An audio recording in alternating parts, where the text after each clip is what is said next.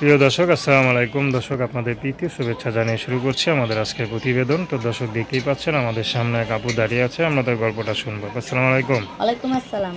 কেমন আছেন? এই তো আলহামদুলিল্লাহ ভালো আছি। আপনি কেমন আছেন? জি ভালো। আপনার নাম কি? আমার নাম খাদিজা। মাশাআল্লাহ, খুব সুন্দর নাম। খাদিজা আপু, আমাদের ইউটিউবে কি জন্য আসলেন বলেন? প্রতিবেদনের সামনে আছি। আমার একটা মেয়ে বাবু আছে, 2 বছর বাবুর বয়স। সে বিয়ের পর স্বামীতেই ছেলে বাবু চাইছিল, মেয়ে বাবু হওয়ার কারণে সে মনে করেন অনেকটা বিয়ে করে চলে গেছে গা, বুঝছেন। কিন্তু মেয়ে ছেলে আলাদা, সেটা আমি নিজের থেকে তৈরি করিনি। সে মেয়ে বাবুর কারণে গেছে গা। আমি এরকম মনের মতো একটা মানুষ চাই না। তার মধ্যে আমার আম্মু আছে, সে অসুস্থ, এর কিডনিতে পাথর হয়েছে, অপারেশন করানো লাগবে। এই কারণে প্রতিবেদনের সামনে আছি।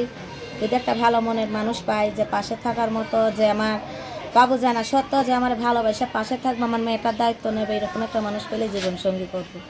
আচ্ছা আচ্ছা, কীভাবে চলেন এখন?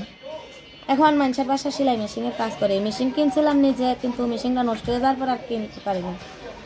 এই বাসা ভাড়া দেওয়া লাগে, তারপর মনে করেন বাবুর খরচ, মায়ের খরচ, একটা মানুষ তার সবটা সামলাইতে পারি না। এই কারণে প্রতিবেদনের সামনে আইছি। আমার মেয়ে মানুষ, পড়াশোনা কতদূর করছিলেন?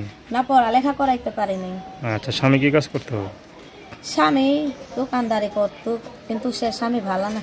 আচ্ছা, তো সন্তান তো বাবা ফালা দিলে তো মাথা ফালাতে পারে না, ঠিক না? বাপে তো মনে করেন একটার পর একটা বিয়ে করতেও পারে, একটার পর একটা সন্তানরা সাইরা যাইতেও পারে। মায়ে তার পারে না। মায়ে তো মনে করেন 10 মাস গর্ভে রেখে সে জন্ম দেয়। আপনি কখনো চিন্তা করছেন যে একটা সন্তান কোলে না একটা বিয়ে সাথে জন্য আবার ইউটিউবে দাঁড়াবেন? আমি চাইছি একটা ভালো মনের মানুষ, যে আমার বাবু জানা সত্ত্বে পাশে থাকবে। কারণ আমি কখনো ভাবি নাই যে আমি আমার বাবুরে নিয়ে প্রতিবেদনের সামনে আসবো, আমারে আল্লাহ দিন দেখাতে হইব।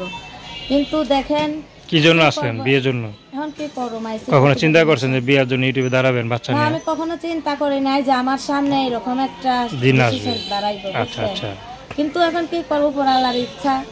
যেটা হইতে চাই না এখন সেইটা মনে করেন হয়ে গেছে। ভাগ্য যেটা আছে লেখা, এই কারণে মনে করেন প্রতিবেদনের সামনে আইছি। যদি ভালো একটা মনের মতো মানুষ পাই, যে আমার বাবু জানা সত্যি আমার পাশে থাকবে, এরকম একটা মানুষ পাইলে মনে করেন জীবন সঙ্গী করবো। তো দর্শক, আপনারা খাদিজা না?